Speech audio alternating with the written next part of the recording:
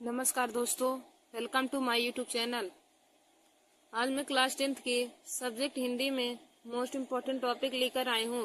तो देखिए दोस्तों, आज का हमारा टॉपिक है कि गद्य खंड में उल्लेखित रचनाएं और उनके लेखक। देखिए दोस्तों, गद्य खंड से संबंधित रचनाएं और उनके लेखक के बारे में बोर्ड एग्जाम की परीक्षा में 20 नंबर के क्वेश्चन आते हैं। बहुविकल्पी जो क्वेश्चन होते हैं 20 नंबर के आते हैं और इनसे संबंधित 5-6 नंबर के क्वेश्चन आपको जरूर पूछे जाएंगे। तो देखिए दोस्तों, आप लोग हमारे इस वीडियो को जरूर देख लीजिए। देखिए दोस्तों, यह वीडियो हमारा क्लास 10th के लिए नहीं बल्कि हर कंपटीशन की परीक्षाओं के लिए भी बहुत ही महत्वपूर्ण है और क्लास 12 के विद्यार्थियों के लिए भी बहुत महत्वपूर्ण है, क्योंकि क्लास 12th में भी हिंदी में रचनाएं और उनके लेखक के बारे में पूछा जाता है। और देखिए दोस्तों, हर कंपटीशन की परीक्षा जिनमें हिंदी पूछी जाती है उनमें भी रचनाएं हमारा 2 से 3 नंबर में पूछा जाता है। तो आप लोग भी हमारे इस वीडियो को जरूर देख लीजिए और अपने दोस्तों में भी शेयर कर लीजिए। तो चलिए दोस्तों, आज मैं आप लोगों को रचनाएं एवं उनके लेखक के बारे में बताती हूँ और तथा वह कौन सी विधा है उसके बारे में भी बताऊंगी। तो दोस्तों, आप लोग पहले 3 हेडिंग डाल लीजिएगा। पहला रचनाएं, 3 कॉलम बनाकर 3 हेडिंग डाल लेंगे। पहले कॉलम में रचनाएं रहेगा, दूसरे कॉलम में विधा और तीसरे कॉलम में लेखक। पहला कॉलम रचना रहेगा, दूसरा विधा, तीसरा लेखक। तो अब रचनाएं में हम पहले लिखेंगे। तो देखिए दोस्तों, हमारी पहली रचना है अथाह सागर। मतलब अथाह सागर किस विधा की रचना है और इसके लेखक कौन है उनके बारे में आप लोगों को मैं बताऊंगी। तो देखिए दोस्तों, अथाह सागर यह विज्ञान विधा की रचना है। अथाह सागर विज्ञान विधा की रचना है और अथाह सागर के लेखक जयप्रकाश भारती हैं। अथाह सागर के लेखक जयप्रकाश भारती और अथाह सागर विज्ञान विधा की रचना है। तो देखिए दोस्तों, जैसे आप लोग देख सकते हैं कि नीचे देखिए कितनी बार पूछा गया है। 2011 में, 2013, 2017 और 2014 में 3-4 बार पूछा जा चुका है यह रचना। तो यह रचना बहुत ही महत्वपूर्ण है। तो पूछे कि अथाह सागर कौन सी विधा है या फिर पूछे कि इसके लेखक कौन है, तो आप लोग बताएंगे अथाह सागर विज्ञान विधा की रचना है और इसके लेखक जयप्रकाश भारती हैं। फिर हमारा अगला है अनंत आकाश। तो देखिए दोस्तों, अनंत आकाश यह भी विज्ञान विधा की रचना है और अनंत आकाश के लेखक जयप्रकाश भारती जी हैं। अनंत आकाश के लेखक जयप्रकाश भारती हैं और अनंत आकाश भी विज्ञान विधा की रचना है। देखिए दोस्तों, अनंत आकाश विज्ञान विधा की रचना है और इसके लेखक जयप्रकाश भारती जी हैं। अनंत आकाश के लेखक जयप्रकाश भारती जी हैं और यह विज्ञान विधा की रचना है। तो अथाह सागर एवं अनंत आकाश दोनों विज्ञान विधा की रचना है और दोनों के लेखक ही जयप्रकाश भारती जी हैं। और देखिए दोस्तों, यह भी बहुत बार ही पूछा गया है अनंत आकाश। तो अथाह सागर एवं अनंत आकाश दोनों विज्ञान विधा की रचना है और दोनों के लेखक जयप्रकाश भारती जी हैं। फिर हमारा अगला क्वेश्चन है अंधा युग। अंधा युग के लेखक कौन है और इसकी कौन सी विधा है। तो देखिए दोस्तों, अंधा युग काव्य नाटक की विधा है और इसके लेखक धर्मवीर भारती जी हैं। अंधा युग काव्य नाटक की विधा है और इसके लेखक धर्मवीर भारती जी हैं। फिर हमारा अगला है अजात शत्रु। तो अजात शत्रु देखिए दोस्तों कौन सी विधा है। तो अजात शत्रु नाटक विधा की रचना है और इसके लेखक जयशंकर प्रसाद जी हैं। अजात शत्रु के लेखक जयशंकर प्रसाद जी हैं और अजात शत्रु नाटक विधा की रचना है। और देखिए दोस्तों, अजात शत्रु पे आप लोग इम्पोर्टेंट लगा लीजिए, क्योंकि यह हर बार ही पूछा गया। देखिए सन 2008 में, 2012 में, 2015 में और 2016 में कई बार पूछा जा चुका है कि अजात शत्रु कौन सी विधा की रचना है या फिर इसके लेखक के बारे में पूछा जा सकता है। तो अजात शत्रु नाटक विधा की रचना है और इसके लेखक जयशंकर प्रसाद जी हैं। अजात शत्रु के लेखक जयशंकर प्रसाद जी हैं और यह नाटक विधा की रचना है। फिर हमारा देखिए दोस्तों अगला दिया है अतीत के चलचित्र के लेखक कौन है। अतीत के चलचित्र, तो देखिए दोस्तों, अतीत के चलचित्र रेखाचित्र विधा की रचना है और इसके लेखक महादेवी वर्मा जी हैं। अतीत के चलचित्र की लेखिका या फिर हम कह सकते हैं कवित्री महादेवी वर्मा जी हैं और अतीत के चलचित्र रेखाचित्र विधा की रचना है। अतीत के चलचित्र रेखाचित्र विधा की रचना है और इसकी लेखिका महादेवी वर्मा जी हैं। तो देखिए दोस्तों, अतीत के चलचित्र रेखाचित्र विधा की रचना है और इसके लेखक महादेवी वर्मा जी हैं। इसकी कवित्री महादेवी वर्मा जी हैं। फिर हमारा अगला है अनाम दास का पोथा। अनाम दास का पोथा, तो देखिए दोस्तों, अनाम दास का पोथा उपन्यास विधा की रचना है और इसके लेखक हजारी प्रसाद द्विवेदी जी हैं। अनाम दास का पोथा उपन्यास विधा की रचना है और इसके लेखक हजारी प्रसाद द्विवेदी जी हैं। तो दोस्तों, आप लोग अनाम दास के पोथा पे इम्पोर्टेंट लगा लीजिए, क्योंकि यह हर बार ही बोर्ड एग्जाम की परीक्षा में पूछा जाता है। अनाम दास का पोथा, तो अनाम दास का पोथा उपन्यास विधा की रचना है और इसके लेखक हजारी प्रसाद द्विवेदी जी हैं। फिर हमारा अगला है अपनी खबर। अपनी खबर की पुस्तक के लेखक कौन है? तो देखिए दोस्तों, अपनी खबर आत्मकथा विधा की रचना है। अपनी खबर आत्मकथा विधा की रचना है और इसके लेखक पांडे वेचैन शर्मा उग्र जी हैं। पांडे वेचैन शर्मा उग्र जी अपनी खबर के लेखक हैं। तो अपनी खबर के लेखक पांडे वेचैन शर्मा उग्र जी हैं और यह कौन सी विधा है? तो यह आत्मकथा विधा की रचना है। अपनी खबर आत्मकथा विधा की रचना है और इसके लेखक पांडे वेचैन शर्मा उग्र जी हैं। देखिए दोस्तों, हमारा अगला दिया है अर्धनारीसर। अर्धनारीसर किस विधा की रचना है और इसके लेखक कौन है? तो देखिए दोस्तों, अर्धनारीसर निबंध विधा की रचना है और इसके लेखक रामधारी सिंह दिनकर जी हैं। अर्धनारीसर निबंध विधा की रचना है और इसके लेखक रामधारी सिंह दिनकर जी हैं। दोस्तों, आप लोग इस पर भी इम्पोर्टेंट का लगा लीजिए, क्योंकि यह हर बार ही पूछा गया। देखिए 2012 में, 2013, 14, 16 मतलब लगातार ही कई सालों में पूछा गया है। तो आप लोग इसको भी बहुत अच्छे से याद कर लीजिएगा। अर्धनारीसर निबंध विधा की रचना है और इसके लेखक रामधारी सिंह दिनकर जी हैं। अर्धनारीसर के लेखक रामधारी सिंह दिनकर जी हैं। फिर देखिए दोस्तों, हमारा अगला दिया है अग्निरेखा। तो अग्निरेखा की देखिए दोस्तों, अग्निरेखा की रचनाकार महादेवी वर्मा जी हैं, या फिर इसकी लेखक कौन है? तो महादेवी वर्मा जी हैं। अग्निरेखा के लेखक महादेवी वर्मा जी हैं। फिर हमारा अगला है अशोक के फूल। तो अशोक के फूल किस विधा की रचना है? तो देखिए दोस्तों, अशोक के फूल ललित निबंध विधा की रचना है। अशोक के फूल ललित निबंध विधा की रचना है और इसके लेखक हजारी प्रसाद द्विवेदी जी हैं। अशोक के फूल ललित निबंध विधा की रचना है और इसके लेखक हजारी प्रसाद द्विवेदी जी हैं। फिर हमारा अगला दिया है अष्टयाम। तो देखिए दोस्तों, अष्टयाम ब्रज भाषा गद्य का विधा है। ब्रज भाषा गद्य की विधा है और अष्टयाम के रचनाकार नाभादास जी हैं, यानी कि अष्टयाम के लेखक नाभादास जी हैं। फिर हमारा अगला है आधी। तो देखिए दोस्तों, आधी कहानी विधा की रचना है और आधी के लेखक जयशंकर प्रसाद जी हैं। आधी कहानी विधा की रचना है और आधी की लेखक जयशंकर प्रसाद जी हैं। आधी कहानी विधा की रचना है और इसके लेखक जयशंकर प्रसाद जी हैं। फिर हमारा अगला दिया है आकाशी दीप। तो आकाशी दीप के लेखक कौन है? तो देखिए दोस्तों, आकाशी दीप कहानी विधा की रचना है और इसके लेखक जयशंकर प्रसाद जी हैं।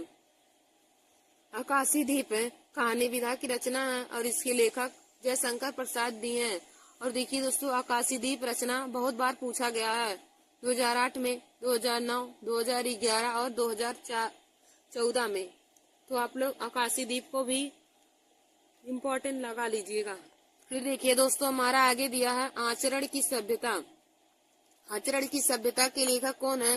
तो देखिए दोस्तों, पहले आचरण की सभ्यता निबंध विधा की रचना है और आचरण की सभ्यता के लेखक सरदार पूर्ण सिंह हैं। आचरण की सभ्यता के लेखक सरदार पूर्ण सिंह हैं और यह निबंध विधा की रचना है। आचरण की सभ्यता निबंध विधा की रचना है और इसके लेखक सरदार पूर्ण सिंह हैं। फिर देखिए दोस्तों, हमारा अगला दिया है आचार्य द्विवेदी जी। आचार्य द्विवेदी जी रचना की लेखक हरिभाऊ उपाध्याय जी हैं। आचार्य द्विवेदी जी के लेखक हरिभाऊ उपाध्याय जी हैं और यह संस्मरण विधा की रचना है। फिर देखिए दोस्तों, हमारा अगला है आत्मने पद। आत्मने पद किस लेखक की रचना है? तो आत्मने पद के लेखक आज्ञे जी हैं और यह निबंध विधा की रचना है। आत्मने पद निबंध विधा की रचना है और इसके लेखक आज्ञे हैं। फिर हमारा अगला है आलोचक रामचंद्र शुक्ल। आलोचक रामचंद्र शुक्ल।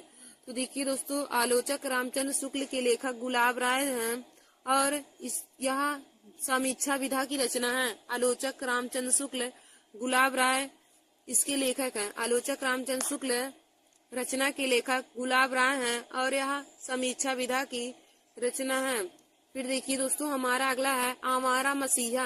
आवारा मसीहा के लेखक कौन है? तो आवारा मसीहा देखिए दोस्तों, यह जीवनी विधा की रचना है। आवारा मसीहा जीवनी विधा की रचना है और इसके लेखक विष्णु प्रभाकर जी हैं। और देखिए दोस्तों, यह बहुत ही महत्वपूर्ण है, इसमें वेरी वेरी इंपॉर्टेंट लगा लीजिए, क्योंकि यह हर बार ही बोर्ड एग्जाम की परीक्षा में पूछ लिया जाता है। 1-2 साल में तो रिपीट जरूर हो जाता है कि आवारा मसीहा किस विधा की रचना है या फिर इसके लेखक कौन है। तो दोस्तों, आप लोग इसकी विधा और लेखक को जरूर जान लीजिए और इसको जरूर तैयार कर लीजिए। आवारा मसीहा जीवनी विधा की रचना है और इसके लेखक विष्णु प्रभाकर जी हैं। हमारा मसीहा जीवनी विधा की रचना है और इसके लेखक विष्णु प्रभाकर हैं। फिर देखिए दोस्तों, हमारा अगला है आषाढ़ का एक दिन। आषाढ़ का एक दिन, तो देखिए दोस्तों, आषाढ़ का एक दिन नाटक विधा की रचना है और इसके लेखक मोहन राकेश हैं। आषाढ़ का एक दिन, इसके लेखक मोहन राकेश हैं और यह नाटक विधा की रचना है। फिर हमारा अगला दिया है इंदुमती। फिर हमारा अगला दिया है इंदुमती। तो देखिए दोस्तों, इंदुमती के लेखक कौन है? तो इंदुमती के लेखक यह कहानी विधा की रचना है और इंदुमती के लेखक किशोरी लाल गोस्वामी जी हैं। इंदुमती के लेखक किशोरी लाल गोस्वामी जी हैं और यह कहानी विधा की रचना है। फिर देखिए दोस्तों, हमारा अगला है इंद्रजाल। तो इंद्रजाल कहानी विधा की रचना है और इंद्रजाल के लेखक जयशंकर प्रसाद जी हैं। इंद्रजाल के लेखक जयशंकर प्रसाद जी हैं और यह कहानी विधा की रचना है। इंद्रजाल कहानी विधा की रचना है और इसके लेखक जयशंकर प्रसाद जी हैं। फिर हमारा अगला है इतिहास के पन्नों पर। इतिहास के पन्नों पर, तो देखिए दोस्तों, इतिहास के पन्नों पर यह आलोचना विधा की रचना है। इतिहास के पन्नों पर यह आलोचना विधा की रचना है और इसके लेखक भगवत शरण उपाध्याय जी हैं। इतिहास के पन्नों पर यह आलोचना विधा की रचना है और इसके लेखक भगवत शरण उपाध्याय जी हैं। फिर हमारा देखिए दोस्तों, अगला दिया है उजली आग। तो उजली आग निबंध विधा की रचना है और उजली आग के लेखक रामधारी सिंह दिनकर जी हैं। उजली आग के लेखक रामधारी सिंह दिनकर जी हैं और यह निबंध विधा की रचना है। और देखिए दोस्तों, उजली आग भी बहुत ही बार पूछा गया है। 2009 में, 2013, 2015, 2017 और 2018 में। तो आप लोग इसको भी अपनी कॉपी में नोट करके इसको भी तैयार कर लीजिएगा। उजली आग किस विधा की रचना है? तो दोस्तों, उजली आग निबंध विधा की रचना है और यहाँ इसके लेखक रामधारी सिंह दिनकर जी हैं। फिर दोस्तों, हमारा अगला क्वेश्चन है उसने कहा था। उसने कहा था किस विधा की रचना है और इसके लेखक कौन है? तो दोस्तों, उसने कहा था यह कहानी विधा की रचना है और इसके लेखक चंद्रधर शर्मा गुलेरी जी हैं। उसने कहा था यह कहानी विधा की रचना है और इसके लेखक चंद्रधर शर्मा गुलेरी जी हैं। फिर हमारा अगला क्वेश्चन है उस पार के पड़ोसी। तो उस पार के पड़ोसी, देखिए दोस्तों, यह यात्रा वृत्तांत विधा की रचना है। उस पार के पड़ोसी यात्रा वृत्तांत की विधा की रचना है और इसके लेखक काका कालेकर हैं। फिर हमारा अगला क्वेश्चन है कि उनका बचपन यूं बीता। उनका बचपन यूं बीता के लेखक कौन है? तो उनका बचपन यूं बीता के लेखक जयप्रकाश भारती जी हैं और यह संस्मरण विधा की रचना है। देखिए दोस्तों, उनका बचपन यूं बीता यह संस्मरण विधा की रचना है और उसके लेखक जयप्रकाश भारती जी हैं। उनका बचपन यूं बीता संस्मरण विधा की रचना है और इसके लेखक जयप्रकाश भारती जी हैं। फिर देखिए दोस्तों, हमारा अगला दिया है एक घूंट। तो एक घूंट यह नाटक विधा की रचना है और एक घूंट के लेखक जयशंकर प्रसाद जी हैं। एक घूंट नाटक विधा की रचना है और इसके लेखक जयशंकर प्रसाद जी हैं। और देखिए दोस्तों, एक घूंट भी बार बार ही बोर्ड एग्जाम की परीक्षा में पूछा गया है, तो आप लोग इसे भी जरूर तैयार कर लीजिए कि एक घूंट नाटक विधा की रचना है और इसके लेखक जयशंकर प्रसाद जी हैं। एक घूंट जो है यह नाटक विधा की रचना है और इसके लेखक जयशंकर प्रसाद जी हैं। फिर देखिए दोस्तों, हमारा अगला क्वेश्चन है कंकाल।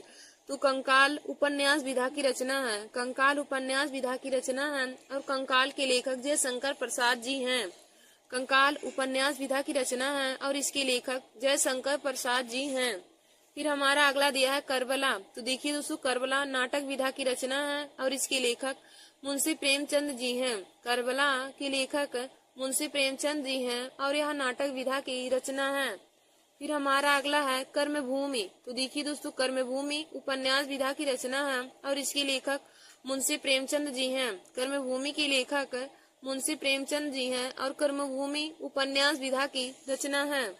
फिर हमारा अगला दिया है कलम का सिपाही। कलम का सिपाही, तो देखिए दोस्तों, कलम का सिपाही जीवनी है अमृत राय की। यदि इसके लेखक पूछा जाता, जीवनी इनकी है और इसकी रचनाकार यदि पूछा जाता तो रचनाकार कलम के सिपाही की मुंशी प्रेमचंद हो जाते। तो जीवनी यहाँ अमृत राय की है और इसको लिखे हैं मुंशी प्रेमचंद। तो कलम का सिपाही जीवनी विधा की रचना है और इसके लेखक अमृत राय जी हैं।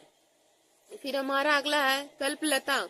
कल्पलता के लेखक कौन है? तो देखिए दोस्तों, कल्पलता निबंध विधा की रचना है। कल्पलता निबंध विधा की रचना है और इसके लेखक हजारी प्रसाद द्विवेदी जी हैं। कल्पलता निबंध विधा की रचना है, इसके लेखक हजारी प्रसाद द्विवेदी जी हैं।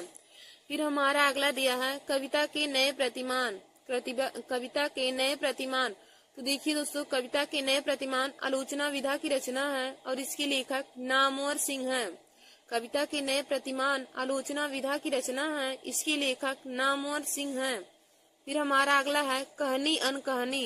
कहानी अनकहानी की किस विधा की रचना है और इसके लेखक कौन है?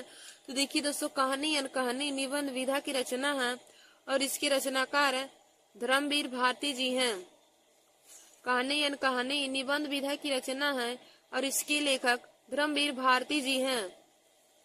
फिर हमारा अगला है कामायनी। तो देखिए दोस्तों, कामायनी एक महाकाव्य है। कामायनी एक महाकाव्य है जिसके रचनाकार या जिसके लेखक जयशंकर प्रसाद जी हैं। कामायनी के लेखक जयशंकर प्रसाद जी हैं और कामायनी एक महाकाव्य विधा की रचना है।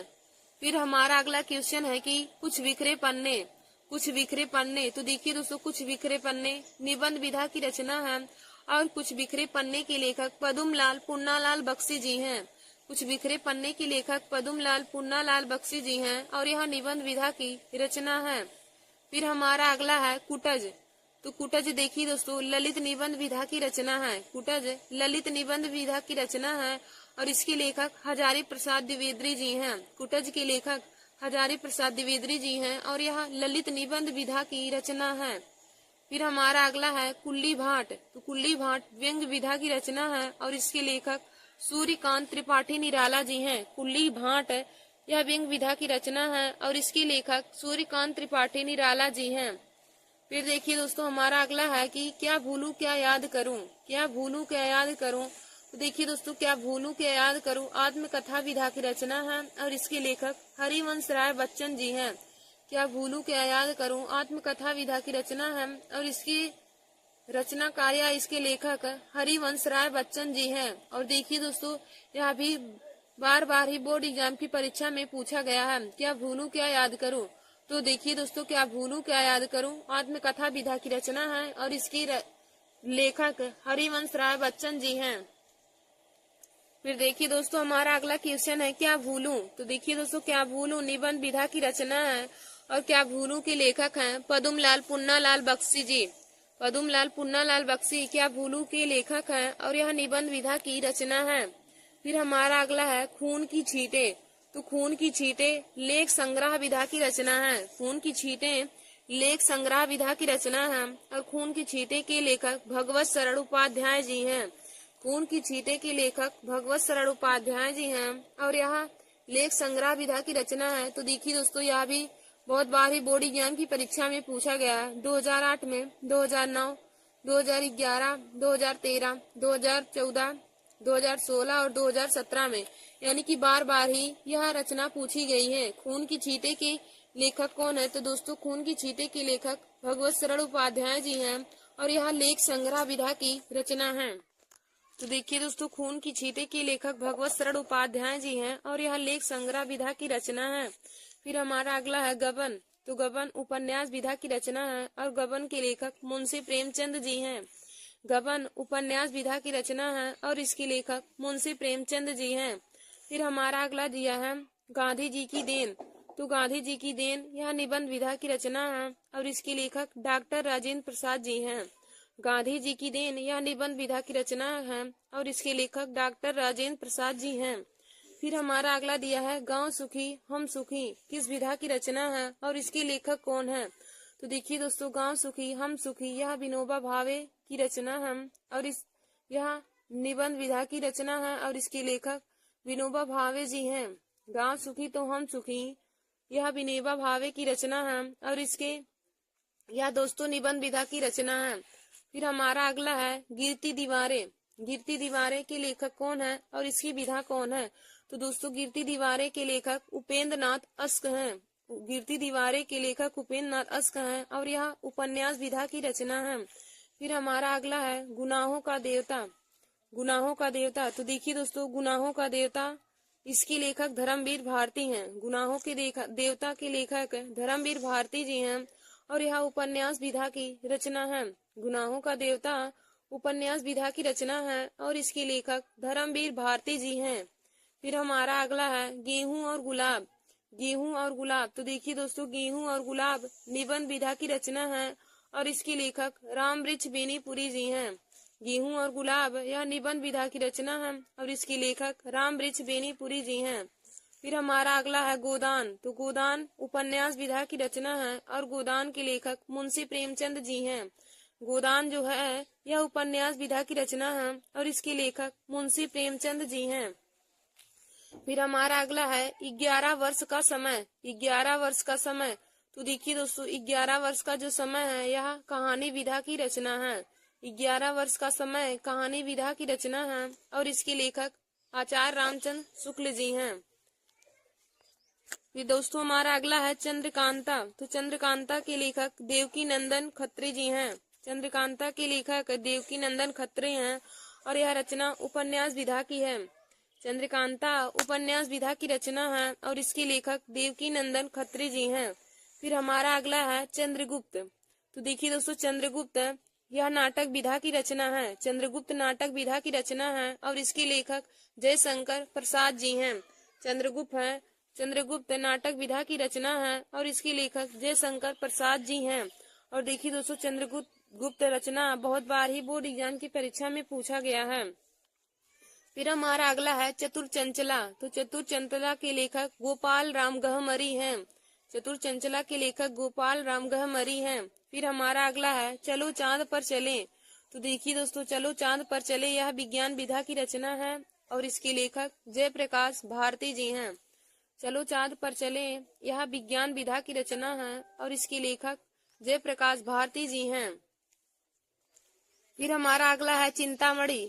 तो देखिए दोस्तों चिंतामणि निबंध विधा की रचना है और इसके लेखक रामचंद्र शुक्ल जी हैं। चिंतामणि निबंध विधा की रचना है और इसके लेखक आचार्य रामचंद्र शुक्ल हैं। तो देखिए दोस्तों चिंतामणि रचना भी बहुत बार ही बोर्ड एग्जाम की परीक्षा में पूछा गया है। चिंतामणि निबंध विधा की रचना है और इसके लेखक आचार्य रामचंद्र शुक्ल जी हैं। फिर हमारा अगला है चिता के फूल। तो चिता के फूल देखिए दोस्तों कहानी विधा की रचना है और इसके लेखक रामवृक्ष बेनीपुरी जी हैं। चिता के फूल कहानी विधा की रचना है और इसके लेखक रामवृक्ष बेनीपुरी जी हैं। फिर हमारा अगला है चित्रलेखा। तो दोस्तों चित्रलेखा उपन्यास विधा की रचना है और चित्रलेखा के लेखक भगवत चरण वर्मा जी हैं। चित्रलेखा के लेखक भगवत चरण वर्मा जी हैं और यह उपन्यास विधा की रचना है। फिर हमारा अगला है जंजीरें और दीवारें। जंजीरें और दीवारें, तो देखिए दोस्तों जंजीरें और दीवारें संस्मरण विधा की रचना है और इसके लेखक आचार्य रामवृक्ष बेनीपुरी जी हैं। जंजीर और दीवारें संस्मरण विधा की रचना है और इसके लेखक रामवृक्ष बेनीपुरी जी हैं। फिर हमारा अगला है जन्मेजय का नागयज्ञ। जन्मेजय का नागयज्ञ की लेखक कौन है? तो जन्मेजय का नागयज्ञ यह नाटक विधा की रचना है और इसके लेखक जयशंकर प्रसाद जी हैं। जन्मेजय का नागयज्ञ यह नाटक विधा की रचना है, इसके लेखक जयशंकर प्रसाद जी हैं। फिर हमारा अगला देखिए दोस्तों दिया है जहाज का पंछी।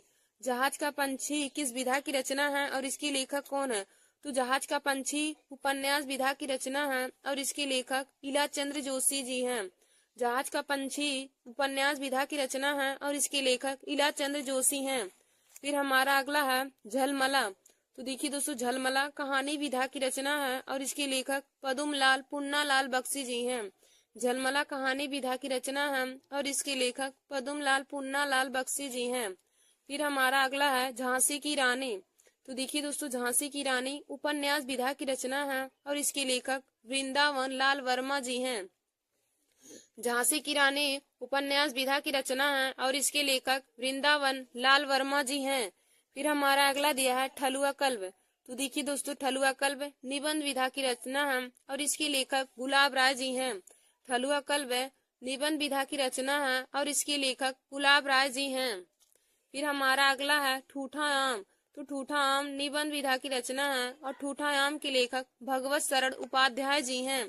ठूठा आम निबंध विधा की रचना है और इसके लेखक भगवत शरण उपाध्याय जी हैं। फिर देखिए दोस्तों, हमारा अगला दिया है ठेले पर हिमालय। तो ठेले पर हिमालय यह निबंध विधा की रचना है और इसके लेखक धर्मवीर भारती जी हैं। ठेले पर हिमालय यह निबंध विधा की रचना है, इसके लेखक धर्मवीर भारती जी हैं। फिर हमारा अगला दिया है तितली। तो तितली उपन्यास विधा की रचना है और तितली के लेखक जयशंकर प्रसाद जी हैं।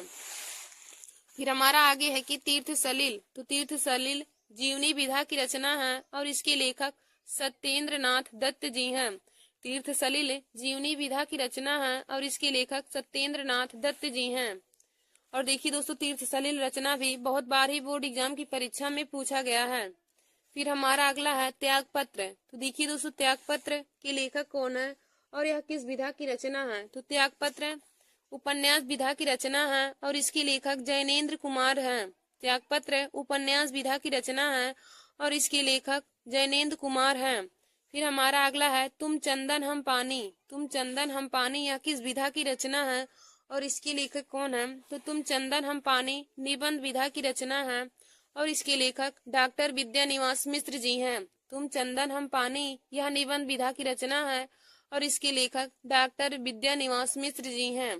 फिर हमारा अगला है त्रिवेणी। तो देखिए दोस्तों, त्रिवेणी आलोचना विधा की रचना है और इसके लेखक आचार्य रामचंद्र शुक्ल जी हैं।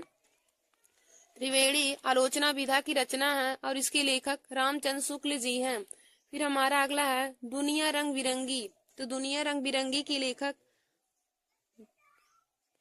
जयप्रकाश भारती जी हैं। दुनिया रंग बिरंगी के लेखक जयप्रकाश भारती जी हैं।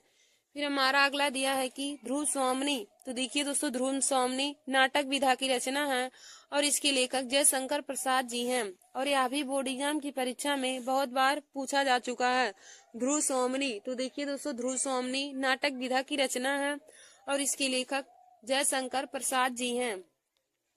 फिर हमारा अगला है नवरस। तो नवरस के लेखक गुलाब राय जी हैं और यह आलोचना विधा की रचना है। नवरस आलोचना विधा की रचना है, इसके लेखक गुलाब राय जी हैं। फिर हमारा अगला है नहुस। तो देखिए दोस्तों, नहुस नाटक विधा की रचना है और इसके लेखक गोपाल चंद्र गिरिधर दास हैं। नहुस के लेखक गोपाल चंद्र गिरिधर दास हैं और यह नाटक विधा की रचना है। फिर हमारा अगला है नासिकेतोपाख्यान। नासिकेतोपाख्यान यह देखिए दोस्तों आख्यान विधा की रचना है और नासिकेतोपाख्यान के लेखक सदल मिश्र हैं। तो यह रचना बहुत ही महत्वपूर्ण है, हर बार ही बोर्ड एग्जाम की परीक्षा में पूछा जाता है। नासिकेतोपाख्यान की रचना के लेखक कौन है। तो नासिकेतोपाख्यान के लेखक सदल मिश्र जी हैं। फिर हमारा अगला है नीड़ का निर्माण फिर।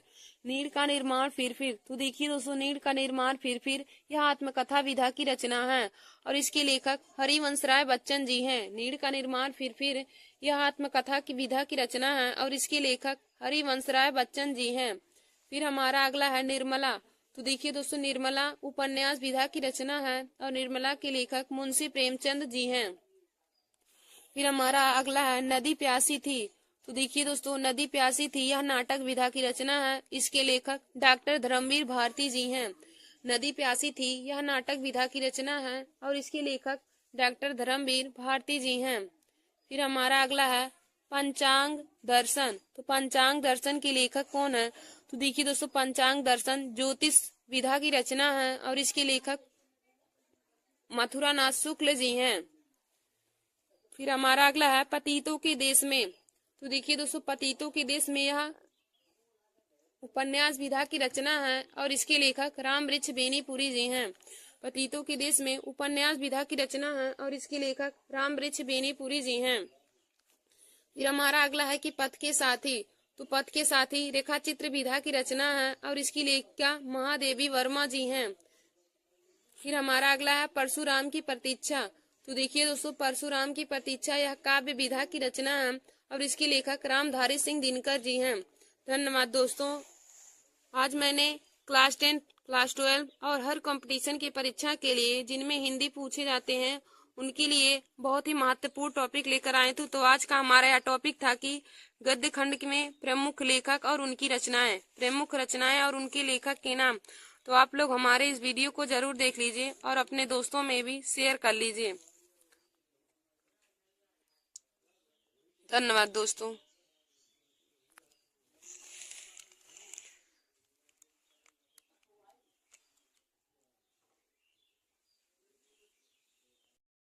नमस्कार दोस्तों, आप सभी लोगों का हमारे YouTube चैनल में स्वागत है। आज मैं क्लास 12 के सब्जेक्ट सामान्य हिंदी में एक महत्वपूर्ण टॉपिक लेकर आई हूँ। तो देखिए दोस्तों, आज का हमारा टॉपिक है पत्र लेखन। आज मैं आप सभी लोगों को पत्र लिखना बताऊंगी कि बोर्ड एग्जाम की परीक्षा में किस विषय पर पत्र पूछे जाते हैं और पत्र लेखन को कैसे लिखा जाता है, उसमें कौन कौन सी हेडिंग डाली जाती है और हमें कैसे लिखना रहता है, कितना शब्द सीमा लिखना रहता है। दोस्तों आज मैं सबको एक ही वीडियो में बताऊंगी। तो देखिए दोस्तों, यह सामान्य हिंदी के स्टूडेंट के लिए बहुत ही महत्वपूर्ण है। आज का यह वीडियो क्लास 12 के सभी स्टूडेंट के लिए जो सामान्य हिंदी यानी कि जो साइंस वाले हैं उनके लिए यह वीडियो बहुत ही महत्वपूर्ण है। तो देखिए दोस्तों, पत्र लेखन हर बार ही बोर्ड एग्जाम की परीक्षा में 8 नंबर के पूछे जाते हैं। पत्र लेखन जो होता है वह 8 नंबर के पूछे जाते हैं। तो दोस्तों आप लोग हमारा यह वीडियो जरूर देख लीजिए, क्योंकि 24 फरवरी को होने वाले पेपर में यही तीनों में से एक पत्र लेखन जरूर आएगा। तो मैं तीनों पत्र लेखन आप लोगों को लिखना बताऊंगी कि पत्र लेखन को कैसे लिखा जाता है और देखिए दोस्तों किस विषय पर पूछे जाएंगे, मैं तीनों को आप लोगों को बता दूंगी। तो देखिए दोस्तों, हमारा पहला क्या है, हमारा केवल तीन ही विषय पर पत्र लेखन हमेशा पूछा जाता है। तीनों में से कोई दो दिया रहेगा और अथवा करके दिया रहेगा, तो आप तीनों जरूर तैयार कर लीजिए। उसमें से कोई दो दिया रहेगा और आप लिख दीजिएगा उसमें से। तो देखिए हमारा पहला क्या पूछा जाता है कि किसी विद्यालय के प्रबंधक को प्रवक्ता पद हेतु आवेदन पत्र। हमारा पहला पत्र लेखन आता है कि किसी विद्यालय के प्रबंधक को प्रवक्ता पद हेतु आवेदन पत्र। या फिर हमें पूछ सकता है कि अपने मोहल्ले की सफाई हेतु नगर पालिका को एक पत्र लिखिए। देखिए दोस्तों, यदि आपके मोहल्ले में गंदगी है उसकी सफाई के लिए हमें नगर पालिका को एक पत्र लिखना है, उसके बारे में हमें पत्र लिखने को पूछा जाता है। और हमारा तीसरा क्या है कि किसी बैंक की शाखा प्रबंधक को कोई व्यवसाय करने हेतु ऋण प्राप्ति के लिए आवेदन पत्र। किसी बैंक की शाखा प्रबंधक को आप जैसे कोई व्यवसाय शुरू कर रहे हैं उसमें ऋण प्राप्ति के लिए आप बैंक की शाखा प्रबंधक को आवेदन पत्र कैसे लिखेंगे, तो मैं उसको भी आप लोगों को बताऊंगी आज लिखना कि कैसे हमें बोर्ड एग्जाम की परीक्षा में लिखना है। तो देखिए दोस्तों, यही तीनों में से कोई दो आपको बोर्ड एग्जाम की परीक्षा में पूछा जाएगा। तो अथवा करके हमें दिया रहेगा, दो देगा और दोनों में अथवा दिया रहेगा, चाहे ये लिखिए चाहे ये, तो कोई दो देगा, आप उसमें से एक पर जरूर लिखिए। तो दोस्तों हम आप लोगों को तीनों पत्र लेखन लिखना बताएंगे कि कैसे लिखा जाएगा और उसमें कौन कौन सी हेडिंग डाली जाएगी।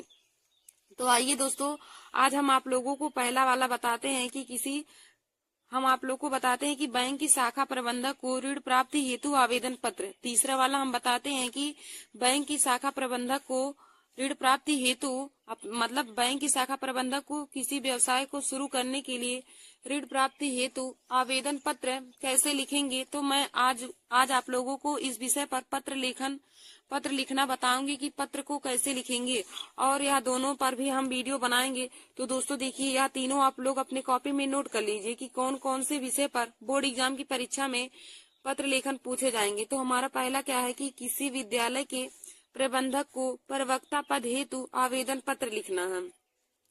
या फिर अपने मोहल्ले की सफाई हेतु नगर पालिका को एक पत्र लिखना है।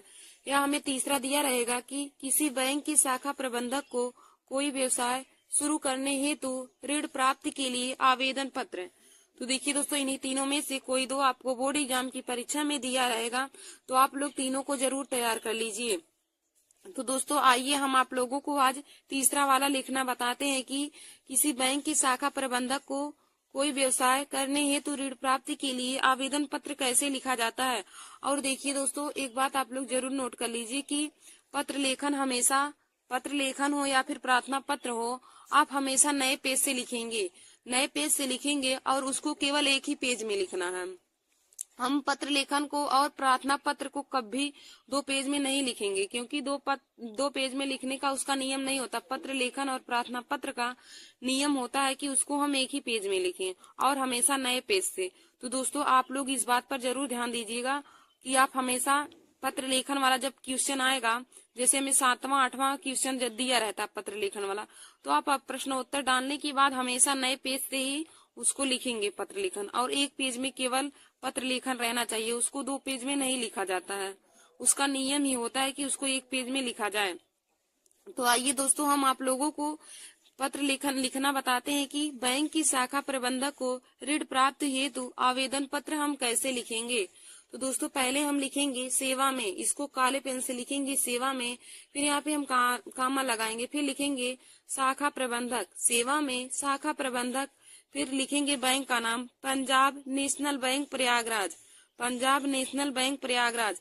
आप दोस्तों यहाँ पे किसी भी बैंक का नाम लिख सकते हैं, हमने यहाँ पे पंजाब नेशनल बैंक प्रयागराज से लिया है। सेवा में शाखा प्रबंधक पंजाब नेशनल बैंक प्रयागराज। फिर देखिए दोस्तों, हम विषय डालेंगे, हमें किस विषय पर हमें प्रार्थना पत्र लिखना है। तो देखिए दोस्तों, हमें ऋण प्राप्ति हेतु आवेदन पत्र चाहिए, तो हम विषय में लिख देंगे ऋण प्राप्ति हेतु आवेदन पत्र। जैसे यदि हमें मोहल्ले की सफाई के लिए नगर पालिका को लिखना होता, तो हम यहाँ पे डालते हैं मोहल्ले की सफाई हेतु नगर पालिका को आवेदन पत्र। लेकिन हम यहाँ पे शाखा प्रबंधक को ऋण प्राप्त हेतु आवेदन पत्र लिख रहे हैं, तो हम विषय में लिखेंगे ऋण प्राप्त हेतु आवेदन पत्र। देखिए दोस्तों, विषय में आप जिस विषय पर लिखेंगे उसको लिखा जाएगा। तो यहाँ पे हमने ऋण प्राप्त हेतु आवेदन पत्र लिखा है, तो हम विषय में लिख देंगे ऋण प्राप्ति हेतु आवेदन पत्र। फिर दोस्तों, अब हम सेवा में के एकदम नीचे ही डालेंगे महोदय, इसको भी काले पेन से लिखेंगे। तो महोदय डालने के बाद हम कामा लगा के लिखेंगे अब नीली पेन से इसमें। सविनय निवेदन यह है कि मैंने 2019 में कानपुर विश्वविद्यालय से सविनय निवेदन यह है कि मैंने 2019 में कानपुर विश्वविद्यालय से बीए प्रथम श्रेणी में उत्तीर्ण की है।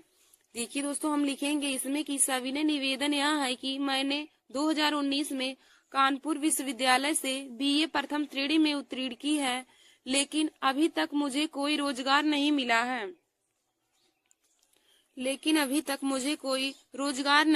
है। हमें सूत्रों से पता चला है कि विभिन्न ऋण योजनाओं के अंतर्गत आपका बैंक भी रोजगार युवकों को 1 लाख रुपए तक ऋण प्रदान कर रहा है। देखिए दोस्तों, लेकिन अभी तक मुझे कोई रोजगार नहीं मिला है। हमें सूत्रों से पता चला है कि विभिन्न ऋण योजनाओं के अंतर्गत आपका बैंक भी रोजगार युवकों को 1 लाख रुपए तक ऋण प्रदान कर रहा है।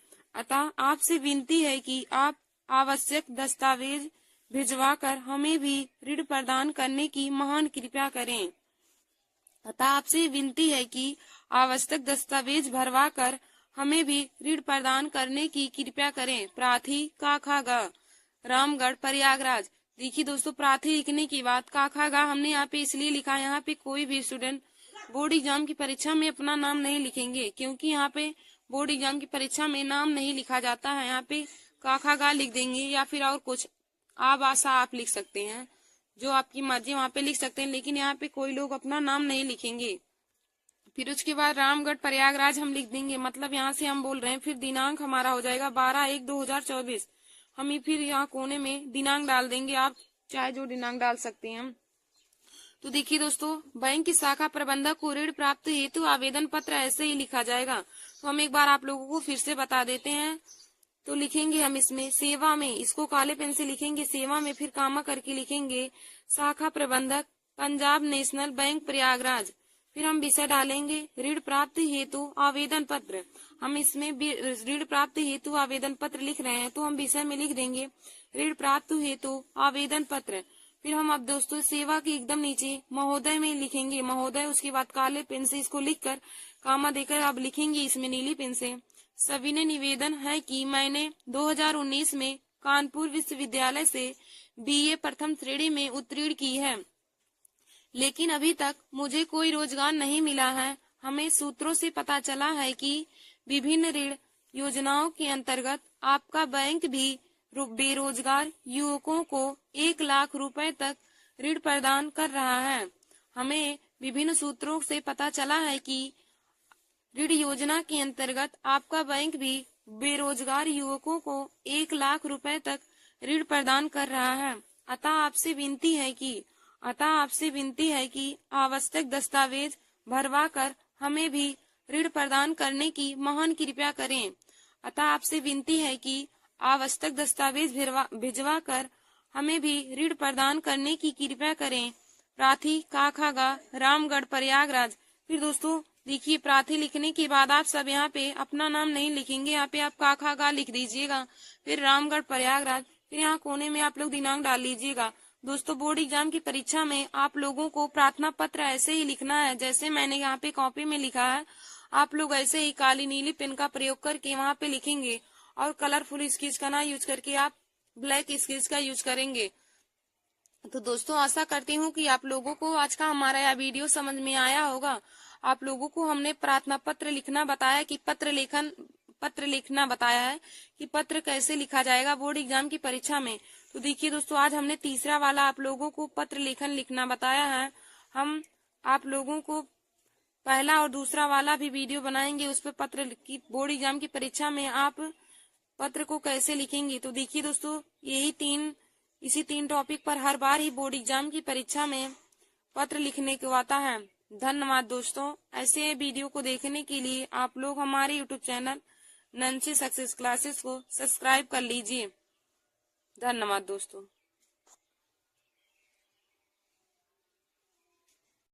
नमस्कार दोस्तों, welcome to my YouTube channel. आज मैं क्लास 12 के सब्जेक्ट हिंदी में मोस्ट इम्पोर्टेंट टॉपिक लेकर आए हूँ।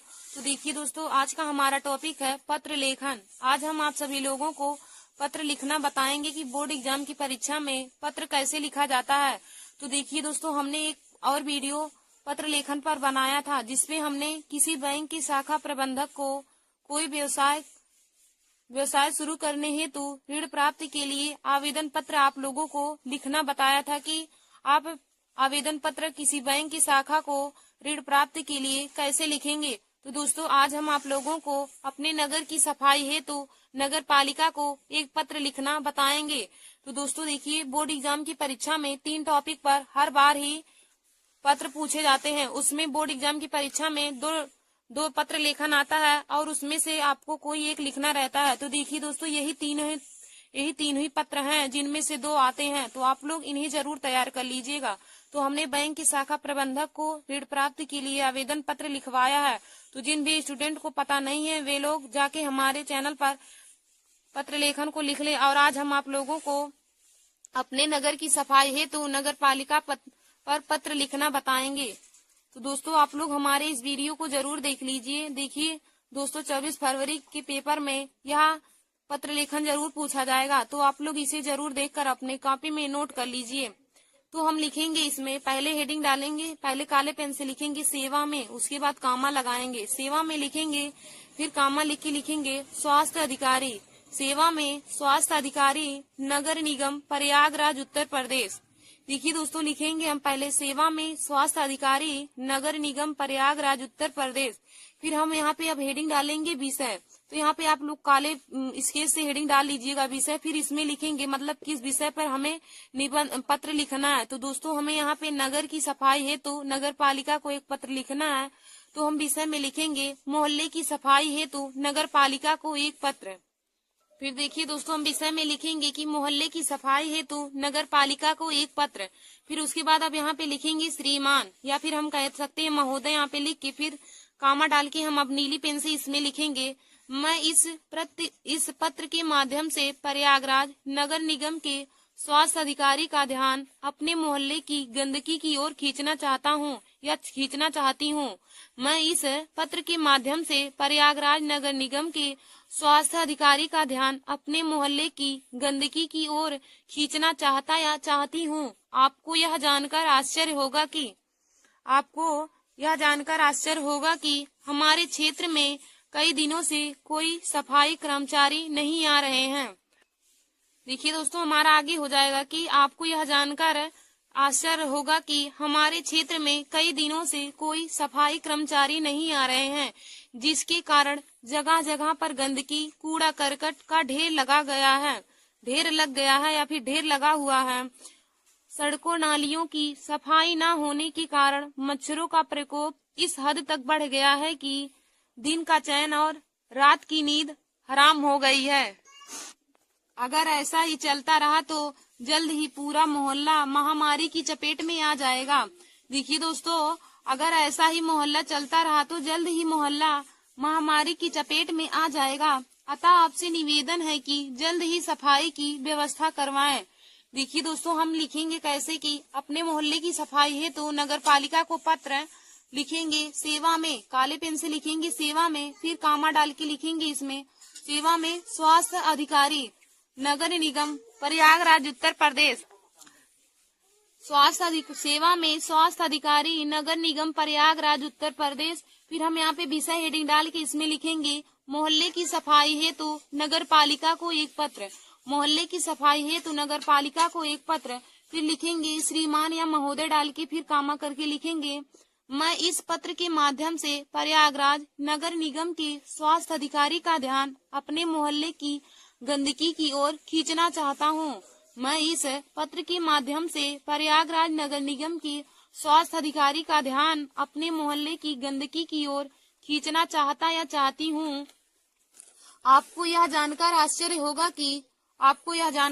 होगा कि हमारे क्षेत्र में कई दिनों से कोई सफाई कर्मचारी नहीं आ रहे हैं, जिसके कारण जगह जगह पर गंदगी, कूड़ा करकट का ढेर लग गया है। सड़कों नालियों की सफाई न होने के कारण मच्छरों का प्रकोप इस हद तक बढ़ गया है कि दिन का चैन और रात की नींद हराम हो गई है। अगर ऐसा ही चलता रहा तो जल्द ही पूरा मोहल्ला महामारी की चपेट में आ जाएगा। अतः आपसे निवेदन है कि जल्द से जल्द ही सफाई की व्यवस्था करवाएं। भौदी आबासा। देखिए दोस्तों, यहाँ पे भौदी लिखने के बाद आप लोग अपना नाम नहीं लिखेंगे। बोर्ड एग्जाम की परीक्षा की कॉपी में कोई भी स्टूडेंट अपना नाम नहीं लिखेंगे, क्योंकि यहाँ पे नाम नहीं लिखा जाता। दोस्तों, आप यहाँ पे का खा गा लिख सकते हैं या आबासा और कुछ लिख सकते हैं। फिर यहाँ पे कोने में आप लोग दिनांक डाल के यहाँ पे तारीख डाल लेंगे, जिस दिन रहेगा पेपर, या फिर आगे पीछे का डाल सकते हैं, कोई भी, उससे कोई दिक्कत नहीं होगा। तो दोस्तों, आप लोग बोर्ड एग्जाम परीक्षा में 24 फरवरी को पेपर में ऐसे ही मोहल्ले की सफाई हेतु नगर पालिका पर एक पत्र ऐसे ही लिखेंगे।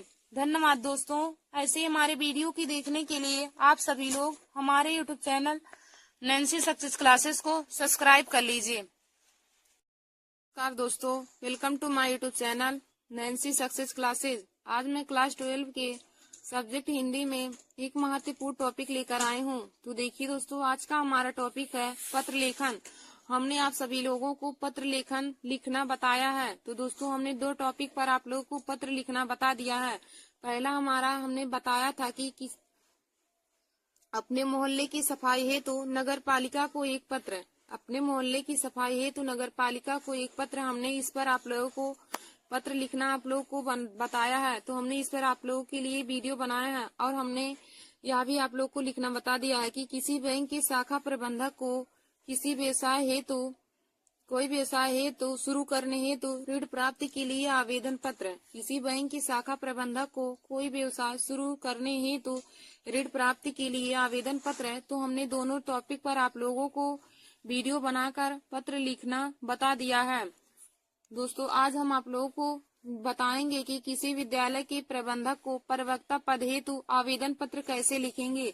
देखिए दोस्तों, क्लास 12 के लिए सामान्य हिंदी के स्टूडेंट के लिए यह तीनों टॉपिक पर पत्र लिखना आना बहुत ही जरूरी है। देखिए दोस्तों, क्योंकि इसी तीनों में से कोई 2 बोर्ड एग्जाम की परीक्षा में 24 फरवरी के पेपर में पूछा जाएगा।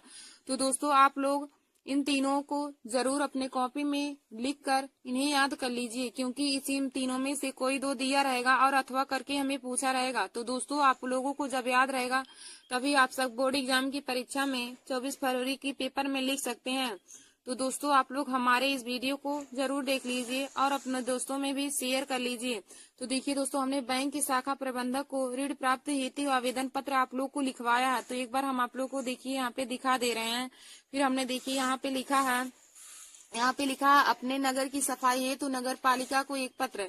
तो हमने इस पर भी आप लोगों का एक वीडियो बनाया है, मोहल्ले की सफाई हेतु नगर पालिका को एक पत्र। इस पर भी हमने आप लोगों के लिए एक वीडियो बनाया था। तो आज हम आप लोग को बताएंगे कि किसी विद्यालय के प्रबंधक को प्रवक्ता पद हेतु आवेदन पत्र हम कैसे लिखेंगे। तो आप लोग हेडिंग डालेंगे, किसी विद्यालय के प्रबंधक को प्रवक्ता पद हेतु आवेदन पत्र। देखिए दोस्तों, आप लोग पत्र लेखन में इन्हीं तीन टॉपिक के अलावा और किसी टॉपिक पर मत याद करिए, क्योंकि इसी तीन टॉपिक के अलावा कोई और पूछा ही नहीं जाता। यदि आपको ना विश्वास हो तो आप किसी भी साल का पेपर उठा के देख लीजिए, इन्हीं तीनों में से कोई दो हमेशा दिया रहता है। और इसके अलावा कोई भी बोर्ड एग्जाम की परीक्षा में सामान्य हिंदी के स्टूडेंट के लिए पत्र लेखन नहीं पूछा जाता है। तो दोस्तों, आज हम आप लोग को किसी बैंक के प्रबंधक को प्रवक्ता पद हेतु आवेदन पत्र लिखना बताएंगे। तो आप लोग पहले यहाँ पे लिखेंगे सेवा में, काले पेन से लिखेंगे सेवा में, इसके बाद कामा दे के लिखेंगे श्रीमान प्रबंधक महोदय। सेवा में श्रीमान प्रबंधक महोदय अरविंद बोध इंटर कॉलेज प्रयागराज, अरविंद बोध इंटर कॉलेज प्रयागराज। आप यहाँ पे किसी भी कॉलेज का नाम लिख सकते हैं। फिर उसके बाद हम लिखेंगे, हेडिंग डालेंगे विषय, यानी कि हमें किस विषय पर हमें पत्र लिखना है। तो दोस्तों, यहाँ पे हमें विद्यालय की प्रबंधक को प्रवक्ता पद हेतु आवेदन पत्र लिखना है। तो हम लिखेंगे विषय में लिपिक या प्रवक्ता पद हेतु आवेदन पत्र, लिपिक या प्रवक्ता पद हेतु आवेदन पत्र। तो दोस्तों, अब हम यहाँ पे लिखेंगे महोदय। महोदय लिखने के बाद यहाँ पे कामा लिखेंगे, उसके बाद लिखेंगे महोदय। लिखने के बाद कामा लिख के लिखेंगे इसमें हम, पिछले दिनों मुझे विज्ञापन के माध्यम से पता चला है कि आपके कॉलेज में लिपिक का एक पद रिक्त है। महोदय, सविनय निवेदन यह है कि पिछले दिनों मुझे विज्ञापन के माध्यम से पता चला है कि आपके कॉलेज में लिपिक का एक पद रिक्त है, जिसके लिए मैं पूरी तरह से योग्य हूँ। मैं अपनी शैक्षिक योग्यता का विवरण नीचे दे रहा हूँ। आशा करती हूँ कि आप मुझे यह अवसर प्रदान करने की कृपा करेंगे। देखिए दोस्तों, हम लिखेंगे महोदय डालकर इसमें पिछले दिनों मुझे विज्ञापन के माध्यम से पता चला है कि आपके कॉलेज में लिपिक का एक पद रिक्त है, जिसके लिए मैं पूरी तरह से योग्य हूँ। मैं अपनी शैक्षिक योग्यता का विवरण नीचे दे रहा हूँ। आशा करती हूँ कि आप मुझे यह अवसर अवश्य देने की कृपा करेंगे। तो दोस्तों, हम यहाँ पे अपनी शैक्षिक योग्यता का विवरण दिए हैं। देखिए पहले हम यहाँ पे 4 कॉलम बना लेंगे। 4 कॉलम में पहले कॉलम में लिखेंगे परीक्षा, दूसरे में वर्ष, तीसरे में श्रेणी और चौथे में बोर्ड या विश्वविद्यालय। हमने किस बोर्ड से या किस विश्वविद्यालय से पढ़ाई की, high school, inter, BA, BSc या और जो हमने परीक्षा को उत्तीर्ण किया है। तो देखिए दोस्तों, पहले हम लिखेंगे हाई स्कूल की परीक्षा। तो हाई स्कूल की परीक्षा 2009 में श्रेणी प्रथम और बोर्ड या विश्वविद्यालय में उत्तर प्रदेश बोर्ड यानी कि यूपी बोर्ड। फिर दोस्तों, इंटरमीडिएट की परीक्षा। तो देखिए इंटरमीडिएट की परीक्षा 2011 में पास हुआ है और श्रेणी हमारा प्रथम है, उत्तर प्रदेश बोर्ड हो जाएगा, बोर्ड या विश्वविद्यालय में। फिर दोस्तों देखिए बीएससी की परीक्षा 2014 ईस्वी में श्रेणी हमारा प्रथम हो जाएगा और बोर्ड या विश्वविद्यालय तो इलाहाबाद विश्वविद्यालय में बीएससी की परीक्षा उत्तीर्ण किए हैं। इलाहाबाद विश्वविद्यालय से बीएससी की परीक्षा उत्तीर्ण किए हैं। फिर दोस्तों हमारा अगला है हिंदी टंकस। तो हिंदी टंकस 2015 ईस्वी में प्रथम श्रेणी से और बोर्ड या विश्वविद्यालय में लिखेंगे हम कानपुर से।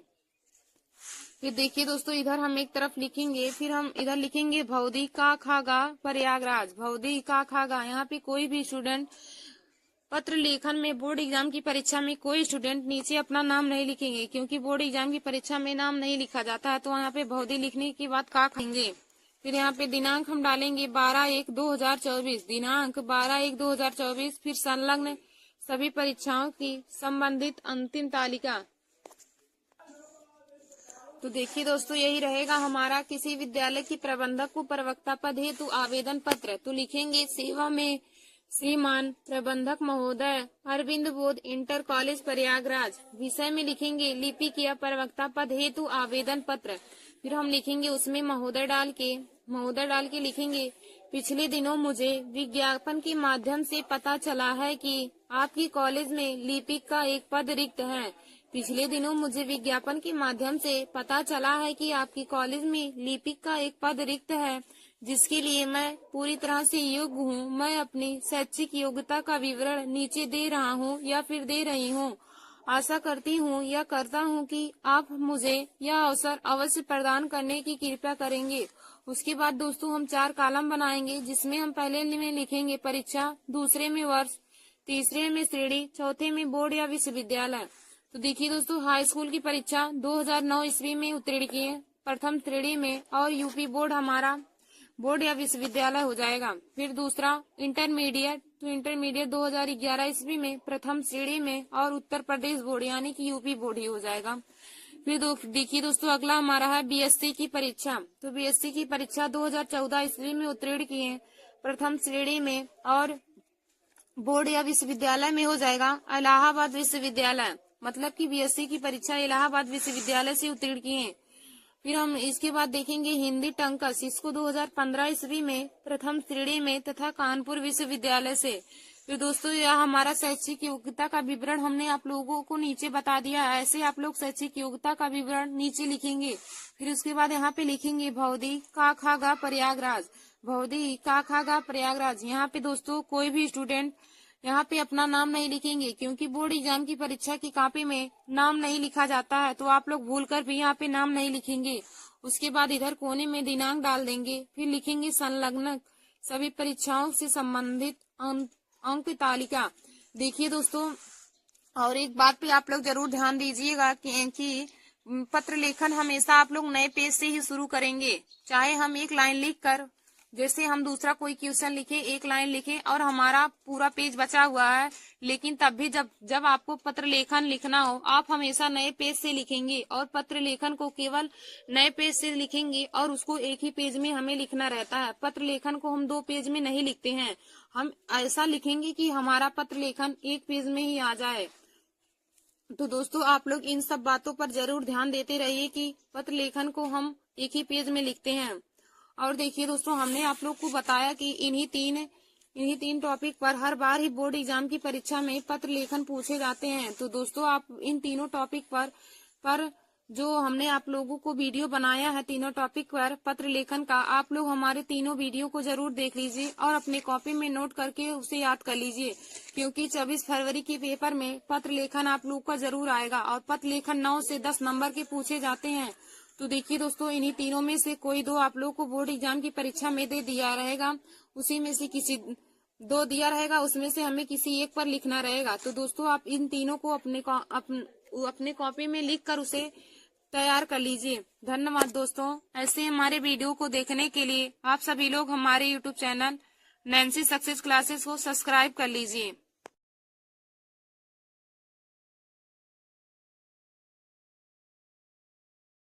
नमस्कार दोस्तों, welcome to my YouTube channel. आज मैं क्लास 12 के सब्जेक्ट सामान्य हिंदी में मुक्तियज्ञ खंड काव्य का सारांश बताऊंगी। देखिए दोस्तों, हर बार ही बोर्ड एग्जाम की परीक्षा में मुक्तियज्ञ खंड काव्य का सारांश लिखने को आता है। तो देखिए दोस्तों, अब की बार भी 24 फरवरी की पेपर में मुक्तियज्ञ खंड काव्य पाठ का सारांश लिखने को आएगा। तो दोस्तों, आप लोग हमारे इस वीडियो को जरूर देख लीजिए और अपने दोस्तों में भी शेयर कर लीजिए। देखिए दोस्तों, मुक्तियज्ञ खंड काव्य पाठ का सारांश 5 से 10 नंबर में पूछे जाते हैं। बोर्ड एग्जाम की परीक्षा में 5 से 10 नंबर के पूछे जाते हैं।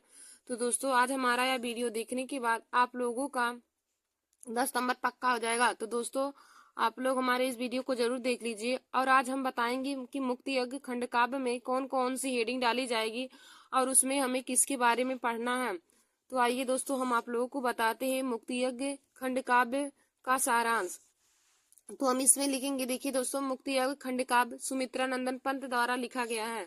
तो हम इसमें देखेंगे पंडित सुमित्रानंदन पंत जी द्वारा रचित मुक्तियज्ञ खंड काव्य सन 1921 ईस्वी से सन 1947 ईस्वी तक के मध्य घटित भारतीय स्वतंत्रता संग्राम की प्रमुख घटनाओं और राष्ट्रीय एवं देशभक्ति की भावनाओं को चित्रित किया गया है।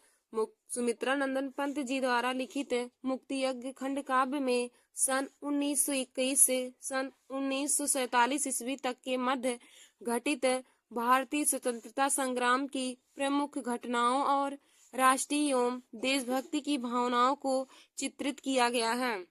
देखिए दोस्तों, पंडित सुमित्रा नंदन पंत जी द्वारा रचित मुक्ति यज्ञ खंड काव्य में सन 1921 से सन 1947 ईस्वी तक के मध्य घटित भारतीय स्वतंत्रता संग्राम की प्रमुख घटनाओं और राष्ट्रीय एवं देशभक्ति की भावनाओं को चित्रित किया गया है। देखिए दोस्तों, मुक्ति यज्ञ खंड काव्य सुमित्रा नंदन पंत जी द्वारा रचित है और इसमें 1921 से 1947 ईस्वी तक के सभी भारतीय स्वतंत्रता संग्राम और राष्ट्रीय एवं देशभक्ति की भावनाओं को चित्रित किया गया है। फिर अब दोस्तों हम आगे हेडिंग डालेंगे। पहला हमारा है मुक्ति यज्ञ का संक्षिप्त कथानक।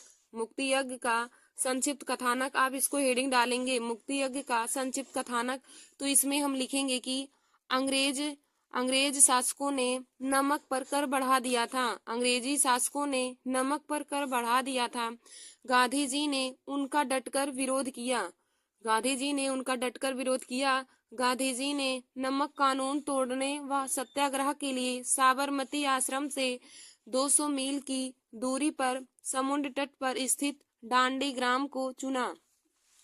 देखिए दोस्तों, मुक्ति यज्ञ खंड काव्य में हम नमक कानून के बारे में पढ़ेंगे, नमक कानून सत्याग्रह के बारे में पढ़ेंगे। देखिए, इसमें अंग्रेजी शासकों ने नमक पर कर बढ़ा दिया था। अंग्रेजी शासकों ने नमक पर कर बढ़ा दिया था।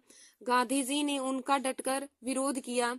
गांधी जी ने नमक कानून तोड़ने व सत्याग्रह के लिए साबरमती आश्रम से 200 मील की दूरी पर समुद्र तट पर स्थित डांडी ग्राम को चुना था। वहां पहुंचकर उन्होंने समुद्र के पास से नमक उठाकर नमक कानून को भंग कर दिया। देखिए दोस्तों, महात्मा गांधी ने नमक कानून का विरोध करने के लिए उन्होंने साबरमती आश्रम से 200 मील दूरी पर समुद्र तट के किनारे पर उन्होंने पैदल गया और वहां पे उन्होंने डांडी ग्राम को चुना और वहां पहुंचकर उन्होंने समुद्र के पास से नमक उठाकर नमक कानून को भंग कर दिया। गांधी जी का उद्देश्य नमक बंधन नहीं था। वे तो इस कानून का विरोध करना और जनता में चेतना उत्पन्न करना चाहते थे। दोस्तों, गांधी जी का उद्देश्य नहीं था कि नमक कानून को बंधना, बल्कि वे चाहते थे कि नमक कानून का विरोध हो और जनता में चेतना उत्पन्न करना चाहते थे। वे शासन का विरोध करके भारतीयों का आह्वान स्वतंत्रता प्राप्ति की महान यज्ञ हेतु करना चाहते थे। महात्मा गांधी शासन का विरोध करके भारतीयों का आह्वान और स्वतंत्रता प्राप्ति की महान यज्ञ हेतु करना चाहते थे। देखिए दोस्तों, मुक्ति यज्ञ खंड काव्य का संक्षिप्त कथानक में हम देखेंगे कि अंग्रेजी शासकों ने नमक पर कर कैसे बढ़ाया और गांधी जी ने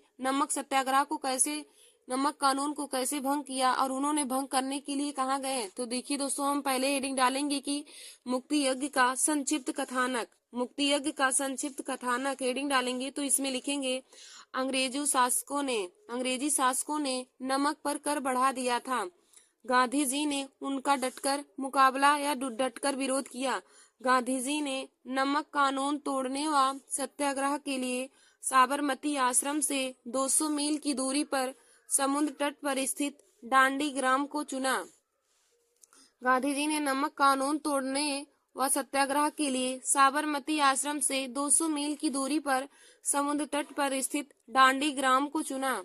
वहां पहुंचकर उन्होंने समुद्र के पास से नमक उठाकर नमक कानून को भंग कर दिया। देखिए दोस्तों, जब महात्मा गांधी डांडी ग्राम पहुंचे, साबरमती आश्रम से 200 मील तक उन्होंने पैदल चला और वहां पर जाकर उन्होंने डांडी ग्राम को चुना था। तो वहां डांडी ग्राम में पहुंचने के बाद उन्होंने वहां समुद्र के किनारे पहुंचकर नमक को उठाकर नमक कानून को भंग कर दिया। और गांधी जी का उद्देश्य नमक बंधना नहीं था, वे तो इस कानून का विरोध करना और जनता में चेतना उत्पन्न करना चाहते थे। वे शासन का विरोध करके भारतीयों का आह्वान स्वतंत्रता प्राप्ति के महान यज्ञ हेतु करना चाहते थे। अब दोस्तों हमारा अगला हेडिंग रहेगा कि अब हम पहले देखेंगे नमक सत्याग्रह के बारे में। अब हमने मुक्तियोग खंड काव्य का संक्षिप्त कथानक पढ़ लिया। अब हम इसमें हेडिंग वाइज देखेंगे। तो पहली हमारी हेडिंग रहेगी नमक सत्याग्रह, दूसरा रहेगा बहिष्कार, मतलब नमक सत्याग्रह का बहिष्कार उन्होंने कैसे किया। फिर हमारी अगली हेडिंग रहेगी सविनय अवज्ञा आंदोलन, महात्मा गांधी ने सविनय अवज्ञा आंदोलन में क्या किया। फिर आगे हम देखेंगे भारतीय स्वतंत्रता और बापू की हत्या, भारतीय स्वतंत्रता और महात्मा गांधी की हत्या। तो दोस्तों हमारा पहला हेडिंग है नमक सत्याग्रह। अब हम नमक सत्याग्रह में देखेंगे तो इसमें लिखेंगे गांधी जी साबरमती आश्रम से दांडी गांव पहुंचे। गांधी जी साबरमती आश्रम से दांडी गांव पहुंचे और सागर तट पर नमक बनाकर नमक कानून को तोड़ दिया। गांधी जी साबरमती आश्रम से दांडी गांव पहुंचे और सागर तट पर नमक कानून बनाकर नमक कानून को तोड़ दिया। देखिए दोस्तों नमक सत्याग्रह में हम देखेंगे कि गांधी जी साबरमती आश्रम से दांडी गांव पहुंचे। गांधी जी साबरमती आश्रम से दांडी गांव पहुंचे और सागर तट पर नमक बनाकर नमक कानून तोड़ा। सागर तट पर नमक बना करके नमक कानून तोड़ा। यहीं से सत्याग्रह आंदोलन प्रारंभ हुआ था। यहीं से देखिए दोस्तों जब महात्मा गांधी साबरमती आश्रम से दांडी गांव पहुंचे और वहां पर पहुंचकर उन्होंने सागर तट पर नमक बनाकर नमक कानून तोड़ दिया, तभी से सत्याग्रह का आंदोलन प्रारंभ हुआ। सत्य की इस आंदोलन को देखकर सारा विश्व आश्चर्यचकित हो गया। सत्य की इस आंदोलन को देखकर सारा विश्व चकित हो गया। तो नमक कानून में हम बस इतना ही देखेंगे। देखिए दोस्तों नमक कानून क्या था कि गांधी जी साबरमती आश्रम से दांडी गांव पहुंचे और सागर तट पर नमक बनाकर नमक कानून तोड़ दिया। यहीं से सत्याग्रह आंदोलन प्रारंभ हुआ। सत्य की इस आंदोलन को देखकर सारा विश्व आश्चर्यचकित रह गया। फिर देखिए दोस्तों हमारा अगला हेडिंग रहेगा बहिष्कार। बहिष्कार में हम देखेंगे महात्मा गांधी ने अंग्रेजों ने इस महान भारत नायक बापू को कारागार में बंद कर दिया। देखिए दोस्तों जब महात्मा गांधी ने साबरमती आश्रम से दांडी गांव पहुंचे तो दांडी गांव पहुंचने के बाद उन्होंने समुद्र के तट पर जा करके नमक बनाकर नमक कानून को भंग कर दिया। महात्मा गांधी ने समुद्र तट के किनारे जाकर नमक कानून को भंग कर दिया। तब अंग्रेजों ने इस महान भारत नायक बापू जी को, यानी कि महात्मा गांधी को ही बापू कहते हैं, तो महात्मा गांधी को उन्होंने कारागार में बंद कर दिया। बापू ने कारागार से ही लोगों को संदेश दिया कि सभी लोग अंग्रेजी वस्तुओं का बहिष्कार कर दें। देखिए दोस्तों जब अंग्रेजों ने महात्मा गांधी को जेल में यानी कि कारागार में बंद कर दिया तो महात्मा गांधी ने कारागार से ही लोगों के लिए संदेश भेज दिया कि सभी भारतीय लोग अंग्रेजी वस्तुओं का बहिष्कार कर दें, यानी कि वे किसी भी अंग्रेजी वस्तु का उपयोग ना करें। देखिए बहिष्कार में हम देखेंगे कि महात्मा गांधी ने किस चीज का बहिष्कार किया। तो दोस्तों देखिए जब महात्मा गांधी ने समुद्र तट के किनारे पहुंचकर नमक बनाकर नमक कानून को तोड़ दिया, तभी से सत्याग्रह प्रारंभ हुआ था। और सत्याग्रह प्रारंभ होने के बाद अंग्रेजों ने इस महान भारत नायक बापू यानी कि महात्मा गांधी को कारागार में बंद कर दिया। और तभी बापू ने कारागार से ही लोगों को संदेश भेज दिया कि सभी भारतीय लोग अंग्रेजी वस्तुओं का बहिष्कार कर दें, यानी कि वे किसी भी अंग्रेजी वस्तु का उपयोग ना करें। तो दोस्तों बहिष्कार में हम इतना ही देखेंगे। फिर हम आगे अगला हमारा हेडिंग रहेगा सविनय अवज्ञा आंदोलन। अगला हमारा हेडिंग रहेगा सविनय अवज्ञा आंदोलन। तो देखिए दोस्तों सविनय अवज्ञा आंदोलन हम देखेंगे तो इसमें लिखेंगे बापू ने भारतीयों को समझाया कि अंग्रेजों की आज्ञा का पालन न किया जाए। बापू ने सभी भारतीयों को समझाया कि जो अंग्रेज कहें वह कार्य ना किया जाए, यानी कि अंग्रेजों की आज्ञा का पालन हम नहीं करेंगे और उनके द्वारा दी गई नौकरियों को भी त्याग दिया जाए और जो वे नौकरी देंगे उनको भी हम लोग नहीं लेंगे। इस प्रकार बापू ने भारतीयों के मन में आत्मनिर्भरता की भावना का संचार किया। इस प्रकार बापू ने महात्मा गांधी ने सभी भारतीयों के मन में आत्मनिर्भरता की भावना को संचार किया, जिससे अंग्रेजों के मन में डर उत्पन्न होने लगा। देखिए दोस्तों, हम सविनय अवज्ञा आंदोलन में देखेंगे कि बापू ने भारतीयों को समझाया कि महात्मा गांधी ने भारतीयों को समझाया कि वे अंग्रेजों की आज्ञा का पालन न करें, कि अंग्रेजों की आज्ञा का पालन न किया जाए और उनकी द्वारा दी गई नौकरियों को भी त्याग दिया जाए।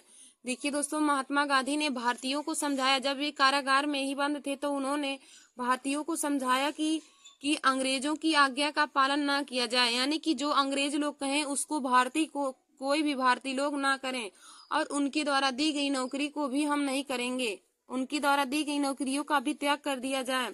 इस प्रकार बापू ने भारतीयों के मन में आत्मनिर्भरता की भावना का संचार किया। जब भारतीय लोगों के अंदर आत्मनिर्भरता की भावना उत्पन्न हो गई, महात्मा गांधी ने भारतीयों के अंदर आत्मनिर्भरता की भावना जब उत्पन्न कराई, उसके बाद से ही अंग्रेजों के मन में डर उत्पन्न होने लगा। तभी से अंग्रेज लोगों के मन में डर उत्पन्न हो गया कि अब सभी भारतीय एक तरफ हो जाएंगे तो हमारे लिए डर ही है। फिर दोस्तों, हमारा अगला हेडिंग रहेगा भारतीय स्वतंत्रता और बापू की हत्या। भारतीय स्वतंत्रता और बापू की हत्या कैसे हुई देखेंगे। फिर देखिए दोस्तों, हम इसमें देखेंगे कि बापू के इस महान कार्यों से, महात्मा गांधी की इस महान कार्यों से भारत की आजादी प्राप्त हो गई।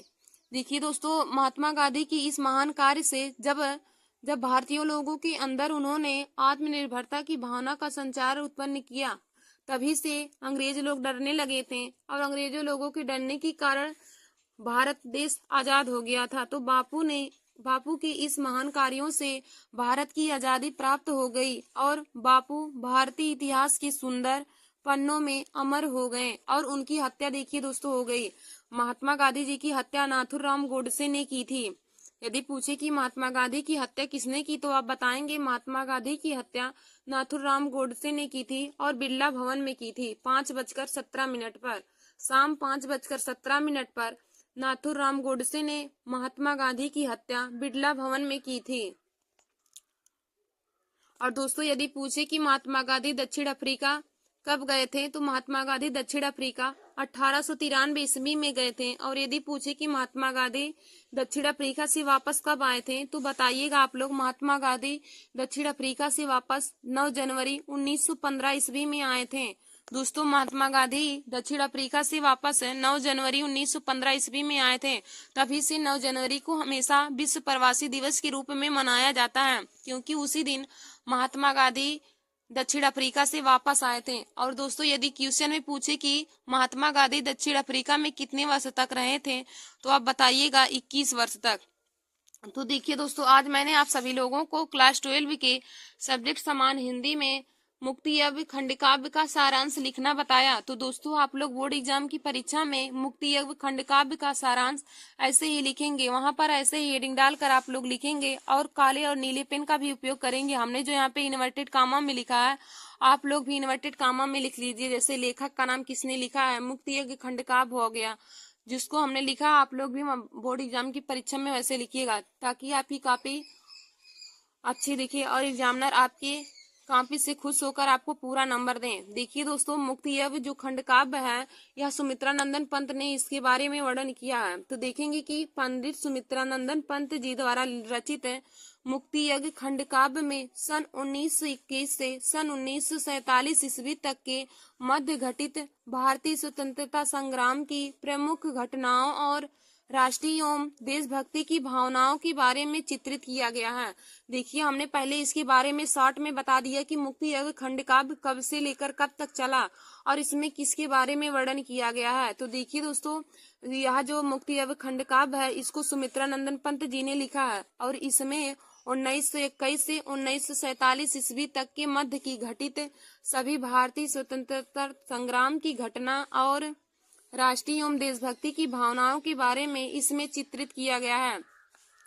देखिए दोस्तों, 1947 ईस्वी तक, क्योंकि 26 जनवरी 1947, 15 अगस्त 1947 ईस्वी को हमारा भारत देश आजाद हुआ था। 15 अगस्त 1947 ईस्वी को हमारा भारत देश अंग्रेजों से आजाद हो गया था।